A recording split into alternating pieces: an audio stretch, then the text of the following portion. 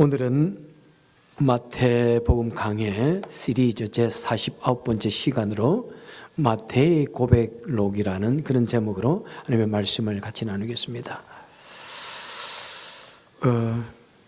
우리 성도님들 중에 혹시 마태라는 이름을 가지고 있는 분 계신가요? Anyone here who have a name Matthew? 아무도 없나요? 오케이. 마태, 바로 이 마태복음의 저자 마태가 오늘 예수님을 만나는 그런 이야기를 적고 있습니다. 이 마태라는 뜻은 뭐냐면은 하나님의 선물이라는 그런 뜻입니다. 이것은 헬라식 이름으로서 마타이오스라는 어근을 가지고 있고요. 그리고 이 이름이 어디에서 또 나오냐면은 사도행전에 보면은 이 가룟 유다 대신에 다시 12번째 제자를 세울 때 그때 마띠아를 뽑았다 하는데, 이 마띠아가 바로 또 마태와 같은 의미의 어근을 가지고 있습니다. 자, 이 마가복음하고 누가복음에서는 이 마태의 이름을 레이라고 적고 있습니다. 그러니까 마태는 헬라식 이름이고 레이는 히브리식 이름입니다. 그래서 마태는 보면은 상당한 지식인인 것 같아요. 그죠? 지금도 세무 공무원 또는 그 계통의 회계사 일을 하려면은 공부를 많이 해야 됩니다. 라이센스도 따고 해야 되고. 그러니까 그 당시 세리는 상당히 공부를 많이 하였습니다. 그래서 그는 로마의 세무 공무원이 되었습니다. 그리고 이 마태는 예수님을 믿은 후에 성경을 매우 많이 열심히 공부한 것 같습니다. 그래서 특별히 이 구약 성경에 대해서 매우 박식한 구약 신학자와 같습니다. 그리고 그는 마태복음을 쓰면서 이 구약의 내용들을 많이 인용하면서 여러분들이요, 바로 우리가 기다리던 그 메시아가 바로 예수님입니다. 구약에서 이렇게 많이 우리 예수님을 기다렸고 바로 예수님이 우리가 기다리던 메시아입니다. 이렇게 이제 증거하고 있습니다. 그래서 이 마태복음을 보면은 아마 최초의 어떤 논문의 형식으로 쓴 그 예수님의 일대기가 아닌가 이렇게 생각합니다. 그래서 마태는 마태복음을 적을 때 5개의 주제별로 예수님이 하신 말씀들 또 예수님의 교훈들을 이렇게 모아가지고 이렇게 적었습니다. 5개 주제 보면은 산상수훈 알고 계시듯이 여러분, 그 다음에 또 천국 비유, 교회에 관해서, 세계 종말에 관해서 이렇게 여러 가지 주제별로 모아서 기록한 것을 보게 됩니다. 그 외에도 그리스도의 족보를 아주 체계화했고요. 또 예수님의 그 일생과 사역을 구약의 모세의 일생과 이렇게 비교해가지고 적어서 바로 예수님은 우리 유대인들이 그렇게 존경하고 따르는 그 모세, 그 모세보다도 더 위대하시고 그 바로 신약에 나타나신 메시아시다 이렇게 말씀하고 있는 것입니다. 자, 오늘 본문에 보니까 주님께서 이렇게 쇠관을 지나가시다가 마태를 딱 보셨다고 말합니다. 마태를 보고 나를 따르라 이렇게 말씀하셨어요. 그러니까 세간에도 많은 사람이 있을 것이고 바쁜 일들을 하고 있는데, 그러니까 마태와 예수님이 탁 이렇게 아이 컨택이 되어졌다든지 마음이 통했다고 볼 수 있죠. 그랬더니 마태도 그냥 주섬주섬 일어나가지고 예수님을 따랐다라고 적고 있습니다. 그리고 그 길로 예수님의 제자가 되었다는 것입니다. 자, 얼마나 이 마태가 결단력이 대단한 사람인지 모릅니다. 정말 대단한 사람이에요. 우리말로 한다면 하는 사람인 것 같아요. 그죠? 그리고 한번 주님을 믿는다면은 한번 제대로 믿어야 되겠다. 제대로 따라야 되겠다. 이렇게 생각을 가졌던 사람인 것 같아요. 마태는 가만히 보면은 가진 것이 매우 많은 사람입니다. 자, 세간에 공무원으로서 일을 하면은, 그죠? 위에 있는 상사들에게 허락을 받아야 되고, 자신이 하던 일을 정리를 해야 되고, 인수인계를 해야 되고, 일들이 뭐 많지 않습니까? 그런데 탁 그냥 그 길로 그만두고 예수님을 따릅니다. 그리고 보면은 부자예요. 부자면은 정리해야 할 것도 많잖아요.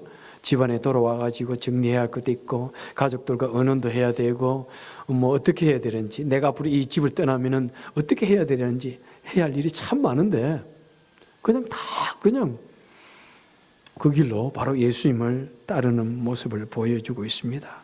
그러니까 그 성품이 좀 뭐 칼 같다고 할까요? 단번에 주님을, 자신의 모든 일을 정리하고 주님을 따릅니다. 자, 그리고 이 마태가 주님을 따르기로 결심을 하고 결심을 하고 나서 한 첫 번째 일이 무엇입니까? 오늘 10절에 보니까 어떻게 말씀하고 있습니까? 예수께서 마태의 집에 앉아서 음식을 잡수실 때 많은 세리와 죄인들이 와서 같이 그 식사 자리에 참석했다고 말하고 있습니다. 자, 누가복음에서는 좀 더 자세히 적고 있는데, 누가복음에서 이렇게 말씀합니다. 마태가 자기 집에서 큰 잔치를 베풀었다. 그러니까 그냥 마태는 여기에서 식사했다 하는데, 다른 사람은 그냥 단순한 식사가 아니다, 큰 잔치를 베풀었다고 이렇게 적고 있습니다. 그러니까 굉장한 부자였다고 볼 수 있죠. 그러니까 마태가 예수님을 만난 후에 너무나 감사해가지고 지금 잔치를 베풀었고, 그리고 그 잔치에 주된 손님은 예수님이고, 그리고 같이 참석할 사람들을 쭉 초대를 했습니다. 많은 세리들과 죄인들도 초대를 했다는 것입니다. 자, 세리들은 아마 자신과 같이 일하던 동료 직원들이겠죠. 아, 여러분, 내가 이제 이 세무공무원 그만할래요. 막 그러면서 여러분 같이 참여해 주세요. 그랬고요. 그 다음에 죄인들이 어떤 사람인지는 정확하게 말하고 있지는 않지만은, 우리가 통상적으로 말한다면은 뭐 창녀들, 포주들, 그 다음에 뭐 이름 있는 뭐 감옥에 갔다 온 사람들, 뭐 큰 죄를 지은 사람들, 동네에서 아마 다 싫어하는 그런 뭐 깡패와 같은 사람들, 불량배와 같은 사람들, 그런 사람들 모아가지고 같이 잔치를 열었다는 것입니다. 자, 마태가 베푼 이 잔치의 성격이 어떨까요? 자, 먼저 이 잔치의 성격을 생각해 보겠습니다. 첫째, 잔치의 중앙에는 예수님이 앉아 계십니다. 그리고 그 주님을 대접하는 것이 첫 번째 목적이었던 것 같습니다. 그 말은 무엇입니까? 예수님, 앞으로 예수님은 내 삶의 주인이십니다. 뭐 그것을 주님께 이렇게 분명히 드러내고 싶습니다. 그것은 무엇입니까? 어떤 헌신의 시간. 예수님, 한번 제가 정말 주님께 큰 잔치를 한번 대접하고 싶습니다. 그 시간을 통해서 나는 앞으로 예수님께 전적으로 헌신하겠습니다. 예수님이 나의 주인 된 것을 서약하겠습니다. 나는 자기 나름대로 그런 비장한, 그죠? 결단의 그런 시간이라고 볼 수 있습니다. 많은 사람 앞에 여러분, 이 예수님이 나의 주인이십니다. 선포하는 그런 시간입니다. 그리고 또 보면은 이 세리와 이 죄인들을 초대하였습니다. 그죠? 많은 동료들을, 같이 일했던 세무서 동료들을 초대했다고 하는 것은 이제 송별회를 겸하고 있다고 볼 수 있는 것이죠. 여러분 그동안 참 저에게 많은 도움 주고 같이 일한 것을 감사하게 생각합니다. 송별회의 성격이 있습니다. 그리고 그 세무서 직원들을 다 예수님께 좀 소개하고 싶은 거예요. 그리고 그뿐만 아니라 참 이 수많은 죄인들, 정말 우리가 딱 보면은 저 사람하고는 상종 못해 할 수 있는 그런 사람들이 손가락이 있기를 하고 있는 그런 사람들을 다 초대해가지고 같이 잔치에 참석하고서는 그들에게 예수님을 소개하고 그들로 하여금 예수님을 믿게 하고 싶은 그런 내면적인 혼자의 마음이 계획이 있었던 것 같습니다. 그래서 저는 이것을 마태의 식사전도법이다 이렇게 말하고 싶어요. 이 아마 식사전도법의 원조가 마태라고 저는 말하고 싶습니다. 자, 우리 가정교회 전도법의 그 기본은 뭐냐면은 식사전도법이에요. 그죠? 그래서 우리는 식사를 준비하고 같이 먹을 것을 준비하고 목장 예배를 모입니다. 그래서 이 식사전도법은 뭐냐면은 하나님을 믿지 않는 사람들, 또 교회 다니지 않는 사람들, 또 전도하고 싶은 사람들을 식사에 초대해가지고 아주 자연스럽게 식사하면서, 그죠? 그러니까 마태는 누구를 VIP로 초대했다는 것입니까? 마태는 자기 동료 세리들, 그리고 죄인들을 VIP로 초대한 거예요. 같이 식사 좀 합시다. 뭐 거기에 누가 반대로 하겠어요. 그죠? 처음부터 여러분 와서 예수님을 믿으십시오. 그러면 죄인들이 올 것 같지 않으니까 여러분 제가 식사 한번 멋지게 대접하겠습니다. 그러면서 주위에 있는 많은 사람들을 주님 앞으로 주님 앞으로 초대하고 그들로 하여금 예수님을 믿게 만드는 그런 하나의 계기로 삼고자 하는 것이죠. 그래서 여러분 이 식사 전도법이 우리 기독교 역사에 있어서 상당히 유용했습니다. 그죠? 그뿐만 아니라 아마 예수님의 제자들이 이제 그 방법을 많이 좋게 생각하고 따랐던 것 같아요. 그래서 사도행전 보면은 제자들이 모일 때마다 이 식사 전도법을 사용했습니다. 모일 때마다 떡을 떼었다. 모일 때마다 음식을 같이 나누었다. 그렇게 하면서 같이 복음을 전했고 성경 공부를 했고 기도하였고, 우리 초대교회는 식사 공동체예요, 여러분. 자, 그래서 우리도 참 이 목장 예배라는 것을 모이면서 식사를 하는 것이 그런 의미가, 깊은 의미가 있습니다. 그래서 여러분 목장 예배에서 같이 모여서 식사하는 것 아주 즐겁게 하시고, 또 그것을 준비하는 가정들, 목자, 목녀들에게 정말 감사한 마음으로 그것을 준비할 때 내가 참 잘 준비했고 준비하는 것이 보람이 있다 이렇게 느낄 정도로 어떻게 하든지 목자, 목녀 또 식사를 준비한 사람들에게 좀 용기를 줄 수 있는 그런 말들을 하면 좋을 것 같아요. 여러분 그렇게 하세요? 어떤 일을 하면은 어떻게 하든지 그 사람에게 좀 용기를 줘야 되겠다. 여러분 좀 그렇게 했으면 좋을 것 같아. 교회에서 봉사하고 있는 사람 어떻게 하든지 그 사람 좀 용기를 줘야 되겠다. 교회에서 수고하시는 선생님들 어떻게 하든 우리 자녀들을 가르치는 우리 선생님들에게 좀 용기를 주는 말 한마디라도 해야 되겠다. 너는 너고 나는 나고 그래서는 안 될 것 같아요. 그죠? 그래서 마태는 어떻게 하든지 예수님께 좀 용기를 줘야 되겠다. 그러면서 식사를 대접합니다. 자, 그랬더니 11절에 보니까 바리새인들이 딱 그것을 봤어요.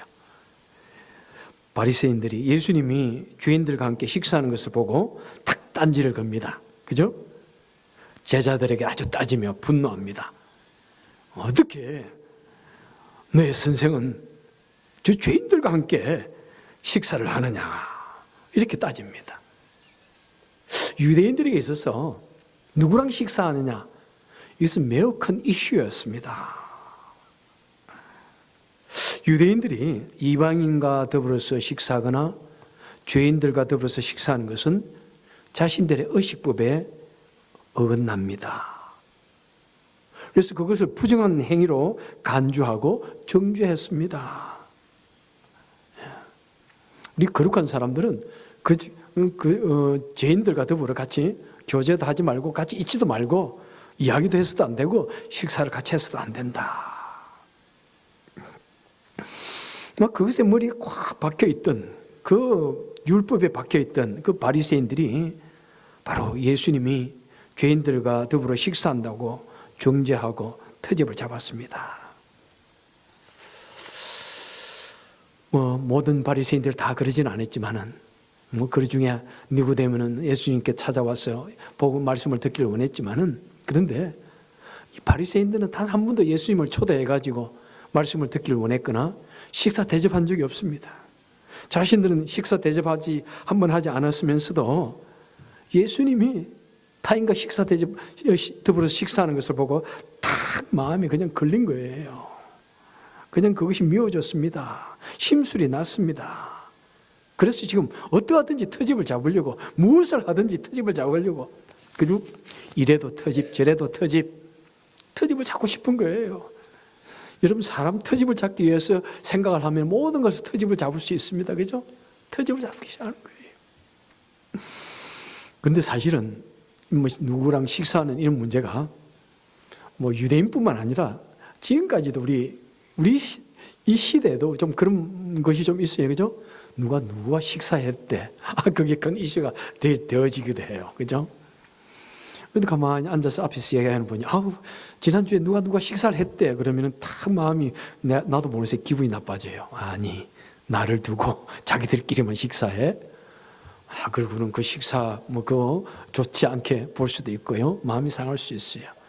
그래서 행여나 그런 개인적인 그런 친교가 좀 있었다면은 또 그걸 너무 떠벌리지 않는 것도 중요해요. 여러분, 너무 자랑스럽게, 어제 누가 와가지고 나에게 식사 사줘서, 제발 그런 말 좀 하지 마세요.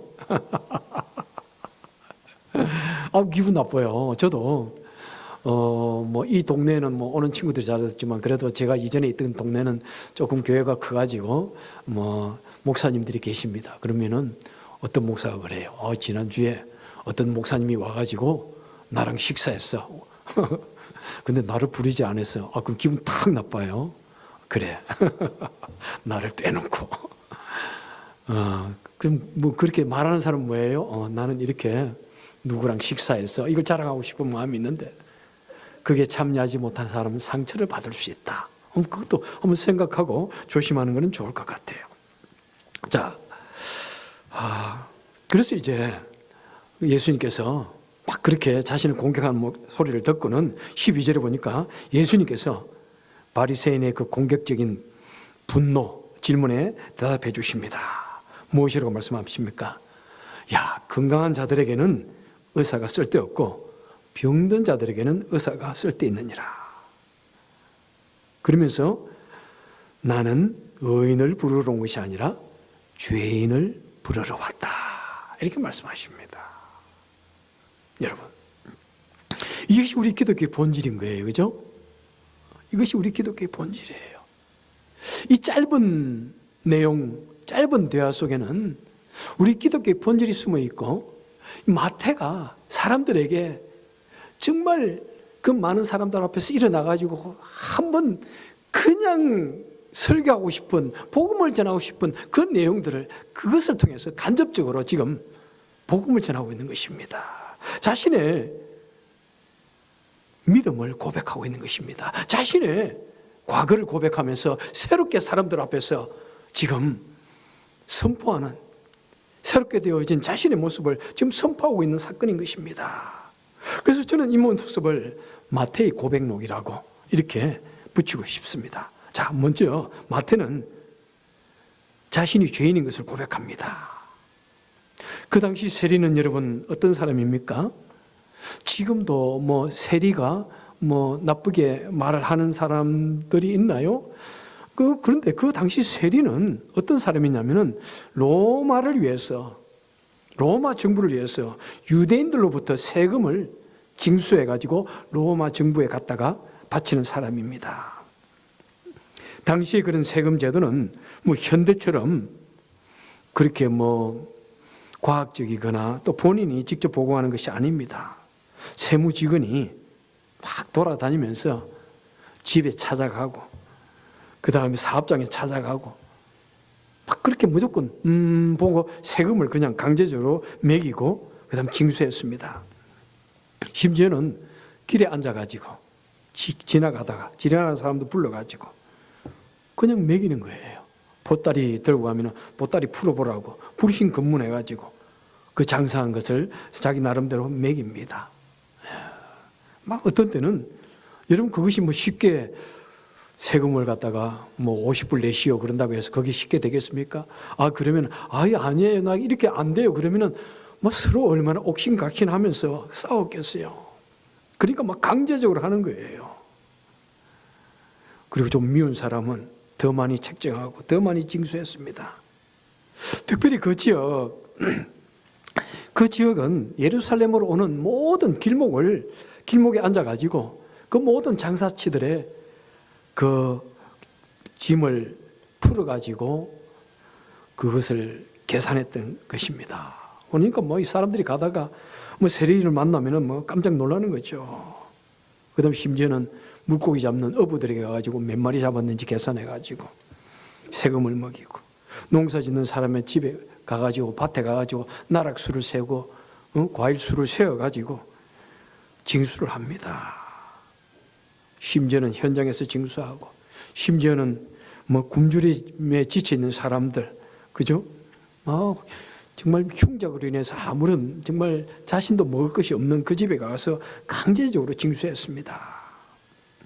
여러분 혹시 현대에도 이 세무조사를 받아본 분이 계신가요? 세무조사를 받으면 피가 바짝바짝 마른다고 그러더라고요. 예? 저도 목사로 있으면서 몇 분이 성도님들이, 아직 우리 교회에서는 그런 분이 안 계시나요? 얼마나 몇 분이 저에게 말했는지 몰라요. 목사님, 지금 제 세 분 오디트 받는데요, 지금 큰일 났어요. 몇만 불 내게 됐어요. 기도해 주세요. 얼마나 힘든지요. 그런 말도 있잖아요. 미국 IRS를 Don't mess up with IRS. 내 무덤까지 찾아와서 세금을 받아갈 것이다. 그런 말을 한다고 그래요. 그래서 여러분, 미국에서는 이 IRS를 피해갈 재주가 없습니다. 그런데 이것을 여러분 1년에 몇 번을 당한다고 생각해 보십시오. 시시때때로 그냥 집에 그냥 밥 먹는데 잠자는데 와서 두들려 가지고 세금을 징수한다고 생각해 보세요. 그때는 가슴이 철렁철렁 할 거예요. 가뜩이나 수입도 없고 먹을 것도 없는데 억지로 매달 남아있는 그 곡식을 세금이라는 명목으로 뺏어갈 때 얼마나 그 세리들이 믿겼습니까? 그리고 참으로 미운 이유는 뭐냐면, 세리들은 세금을 받아가지고 얼마는 자신들 그냥 창고에 갖다 두는 거예요. 자신의 포켓에 그냥 챙기는 거예요. 그 세금을 많이 받으면 많이 받을수록 자신의 창고가 차고 넘칩니다. 내 양심을 많이 쏘기면 쏘길수록 내 주머니는 더 두둑해집니다. 더 많은 세금을 징수할수록 더 많은 사람들이 눈물을 흘립니다. 고통을 당합니다. 이 세리들은 로마의 공무원입니다.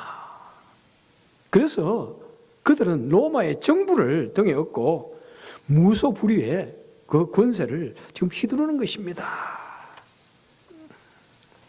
그들은 자신의 동족인 유대인을 등쳐먹고 강제로 탈취하고 압제하고 군림했습니다. 그러니까 그 당시 이 세리는 탐욕과 부패와 착취의 대명사였어요. 그 정점에 있는, 그죠? 가장 정점에 있는 그런 사람들이었습니다. 아마 우리가 유대인이라면 로마 군인들보다도 더 미운 사람이 바로 로마를 위해서 일하는 압제비들, 그죠? 그런 사람 아닐까요? 우리 일본의 압제를 받아본 우리 너무나 잘 알잖아요. 일본 사람보다 더 무서운 것이, 더 싫은 것이 일본 사람을 위해서 일했던 그 압제비들. 그랬던 것처럼 유대인들이 가장 미워했던 사람들은 아마 세리였을 거예요.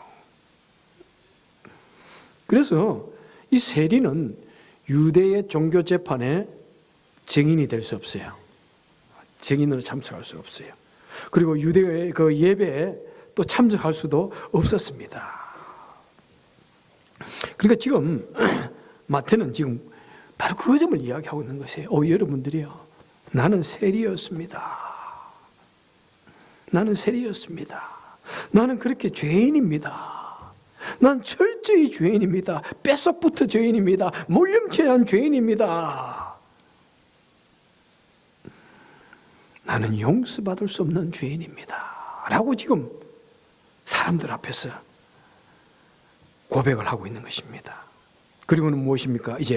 그런데 여러분, 그 예수님이 지금 나를 용납하시고 나를 받아주셨습니다. 나를 사랑하십니다. 여러분들이요, 우리 예수님은 우리와 같은 죄인을 사랑하시는, 우리와 같은 죄인을 용서하시는 분이십니다. 그래서 그는 주님이 하신 말씀, 나는 의인을 부르러 온 것이 아니요 죄인을 부르러 왔다는 이 말씀을 기록하면서 여러분들이 바로 그 예수님이 나 같은 죄인을 용납하시고 부르주셨습니다. 그래서 여러분들이 누구든지 어떤 죄인이든지 상관없습니다. 우리는 주님 앞에 나올 수 있습니다. 나도 주님 앞에 나왔고요, 여러분도 주님 앞에 나올 수 있습니다. 주님은 여러분을 사랑합니다. 걱정하지 말고 주님을 믿으십시오. 지금 이렇게 복음을 전하고 있는 것입니다. 그래서 그는 지금 강력하게, 여러분 나 같은 죄인, 여러분 나를 얼마나 미워했어요. 여러분 나를 얼마나 끔찍히 미워하는 그 죄인이었어요. 저도 이렇게 용서함을 받았는데 우리 다 같이 주님 앞에 나갑시다. 예? 여러분, 우리 주님은 누구든지 받아주십니다. 같이 제가 이런 용서함을 받았으니까 여러분들도 그냥 담대하게 걱정하지 말고 우리 주님 앞에 나갑시다. 그러면서 지금 그 많은 죄인들을, 그 동료들을 식사의 자리로 초대하였던 것입니다. 그래서 그는 자신이 믿는 그 예수님을 그들에게 정말 소개하고 싶은 거예요. 그래서 그는 정말 우리 모두 함께 이 예수님을 믿읍시다. 그렇게 지금 사람들에게 말하고 있는 거예요. 그래서 나중에 누가 믿게 되어지나요? 세리장 삭개오, 자카이오스. 세리장 삭개오가 실제로 마태의 영향을 받았는지는 모르겠지만은 그렇게 큰 동네가 아니니까 세리장도 들었을 거 아니에요? 삭개오가 뽕나무에 올라가가지고 예수님을 맞이하는 것. 마태의 영향이 아니었을까? 우리는 얼마든지 그렇게 생각해 볼 수 있는 것 같아요. 그렇습니다.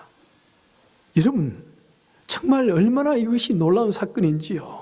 얼마나 놀라운 사건인지요. 우리 같은 죄인을 편에 서서 우리를 위해서 대변해주고 우리를 받아주는 사람이 이 세상에 있다는 사실이 얼마나 놀랍습니까? 그죠? 얼마나 놀라워요. 그래서 그는 지금 사람들에게 그런 것을 무언으로 말없이 지금 증거하고 있는 것입니다. 여러분들이요, 저는 이 예수님을 믿는 것이 얼마나 좋은지 몰라요. 저는 지금까지 돈밖에 몰랐고, 저는 지금까지 세무공무원으로서 여러분의 어떤 원한과 미움을 다 무릅쓰고 그 일을 했는데, 나는 예수를 믿는 것이 너무 좋아요. 그래서 나는 그 모든 거 다 버려두고, 그 좋은 직 다 버려두고, 그 좋은 직업 다 버려두고, 모든 물질 다 버리고 이제 예수님을 따릅니다. 그래서 너무너무 좋아요, 여러분. 예수를 믿는다고 하는 것은 이 모든 것을 다 버리고 예수님을 따를 만한 그런 가치가 있는 것입니다. 그만큼 축복된 것입니다. 여러분들이요, 나처럼 우리 예수님을 믿읍시다. 예수님을 믿으니까 너무 좋습니다. 그런 것을 지금 자신은 무언으로 사람들에게 지금 전파하고 있다는 사실입니다. 여러분, 우리는 말씀을, 이 마태의 이 짧은 이런 사건, 이 메시지를 보면서 우리 마음속에는 어떤 마음을 가지고 있습니까? 사도 바울도 그렇게 말하지 않습니까? 모든 사람들이 죄를 범하였음에 하나님의 영광에 이르지 못하다니, 의인은 없나니 하나도 없나니. 여러분, 사도 바울도 자신이 죄인이라는 것을 매우 깨닫고 주님 앞에 나왔습니다. 여러분, 우리 모든 사람들이 다 죄인이라는 사실을 우리는, 이것은 도저히 거역할 수 없는, 그죠? 우리가 태어나자마자 거역할 수 없는 그런 진리인데, 문제는 무엇입니까? 내가 그것을 인정하느냐 하지 않느냐, 그것이 중요한 것입니다. 모든 사람이 죄인인데 문제는 내가 죄인인 것을 깨닫는가, 인정하느냐 그렇지 않느냐. 여러분, 다는컨대 우리는 마태보다도 훨씬 더 그저 추악한 죄인입니다. 정말이에요. 마태의 삶을 다 우리가 깊이 그의 모습을 들여다보지 않더라도, 여러분, 우리는 얼마나 마태보다도 더 참혹한 죄인인지요. 그럼에도 불구하고 내가 내 자신이 죄인인 것을 인정하고 내 자신을 주님께 맡길 때 우리 주님께서는 나 같은 죄인을 거절하지 아니하시고 받아주시고 우리를 인도하여 주신다는 사실입니다. 여러분, 그래서 우리는 얼마나 그것이 감사한지요. 나 같은 죄인을 용납하시니 얼마나 감사한지요. 나 같은 죄인이 예수님을 믿는다는 것이 얼마나 놀라운 축복이신지요. 여러분, 그 놀라운 축복, 그 놀라운 감격, 그 놀라운 감사가 넘치는 것이, 그래서 때로는 내가 가지고 있는 것을, 모든 것을 다 포기했으라도 믿을 만한 가치가 있다고 믿는 것이 바로 참된 신앙인 것을 우리는 알 수가 있습니다. 여러분, 때로는 우리가 주님을 믿을 때 때로는 없지 않아 버려야 할 것도 좀 있습니다. 그죠? 세상적인 모두가 다 가지기 위해서 달려가는 그런 것을 우리가 다 때로는 버려야 되는 것, 때로는 내 손에도 감사해야 되는 것, 그것이 우리 그리스도인이기도 합니다. 그런데 여러분들이요, 때로는 내가 주님을 위해서 조금 버린다는 그것이 내가 손해보는 일이 절대로 아니라는 사실입니다. 내가 나의 것을 잃는 것이 아니라는 사실입니다. 내가 주님을 위해서 작은 것을 포기하게 될 때 우리는 천국을 얻는 게 되는 것이고, 내가 주님을 위해서 작은 것을 포기하게 될 때 우리 이 세상 모든 것을 다 얻는 것입니다. 우리가 주님을 위해서 내 자신을 내려놓을 때 하나님께서는 우리에게 천국의 축복을, 천국의 비밀을 우리에게 허락하여 주시는 것이고, 이 세상의 모든 복 중에 복, 영원한 나라, 축복된 나라를 우리에게 허락하여 주시는 것입니다. 여러분들이요, 주님을 믿고 따르는 것은 이 세상 모든 것을 다 포기할 만한 그런 가치가 있는 것입니다. 우리 모두 내 자신이 죄인인 것을 깊이 깨닫고, 그리고 우리 주님이 아니고서는 나의 이 죄의 문제를 해결해 줄 자가 없음을 믿고 그 주님을 믿고 따르는, 그래서 마태와 같이 정말 주님 때문에 놀라운 은혜와 평강을 누리는, 그래서 주님만을 따라가기를 더욱더 결심하는 저와 여러분 되시기를 주님의 이름으로 간절히 축원합니다. 기도합시다. 좋으신 하나님 아버지, 감사합니다. 오늘도 저희들 주의 전에 나와서 참 예배드릴 수 있는 이 놀라운 축복 특권을 주시니 얼마나 감사한지요.